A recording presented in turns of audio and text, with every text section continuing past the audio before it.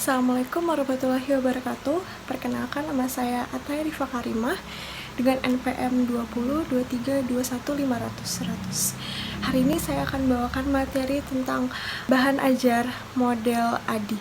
Yang pertama di sini ada tahap analisis.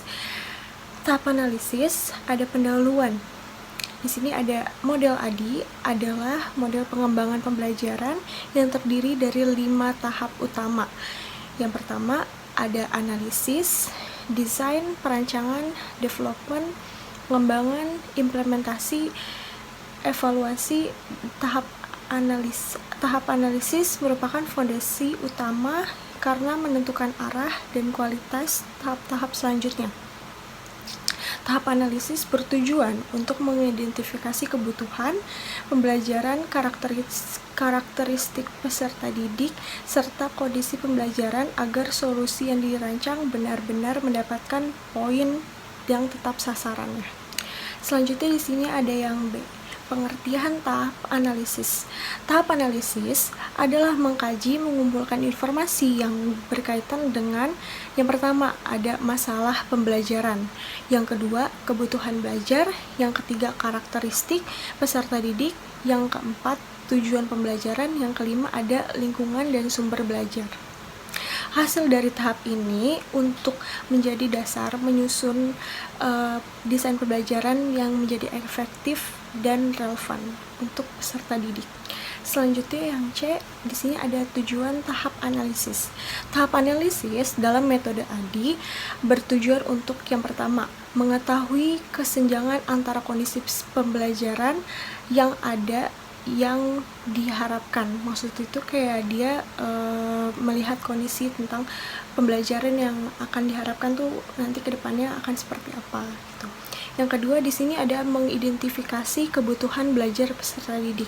Mengidentifikasi kebutuhan belajar peserta didik itu kayak kita tuh melihat tentang peserta didik itu kayak gimana. Jadi kita sebagai peserta didik, jadi kita sebagai guru, kita melihat peserta didik itu dia cukupnya sampai di mana untuk belajar, untuk memahami tentang pembelajaran itu.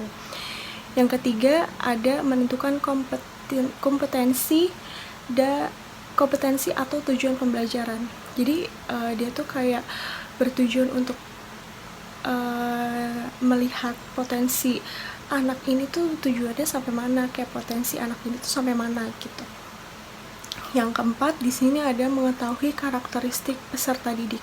Jadi sebagai pendidik itu harus melihat gimana peserta didik yang kita ajarin tuh kayak gimana, ini anak ini tuh kayak gimana ya, kayak gitu. Jadi kita memahami tentang peserta didik yang kita lagi ajarin tuh kayak gimana gitu, dari sifatnya, sikap, apa segala macam itu kayak kita sebagai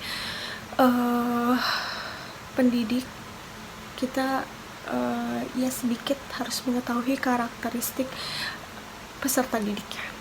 Yang terakhir di sini ada mengidentifikasi sumber daya dan kendala pembelajaran. Selanjutnya yang F, di sini ada contoh penerapan analisis untuk anak SMP. Yang pertama, masalah siswa kurang aktif dan kesulitan memahami teks eksposisi. Yang kedua, peserta didik siswa kelas 8 tidak dengan kemampuan beragam. Yang ketiga, tujuan siswa mampu mengidentifikasi struktur teks eksposisi. Yang keempat, lingkungan pembelajaran tatap muka dengan LCD proyektor. Yang terakhir ada kesimpulan metode belajar tentang ADI. Tahap analisis dalam metode ADI sangat penting karena menentukan keberhasilan proses pembelajaran secara keseluruhan. Analisis yang tepat akan menghasilkan desain pembelajaran yang aktif, efisien, dan sesuai dengan kebutuhan peserta didik. Selanjutnya ada metode penerapan ADI pada pembelajaran cerpen. Yang pertama di sini ada tahap analisis. Pada tahap ini, guru menganalisis pembelajaran cerpen. Analisis yang dilakukan, yang pertama, kemampuan awal siswa yang memahami cerpen. Yang kedua, kesulitan siswa dalam menentukan unsur instruktif cerpen.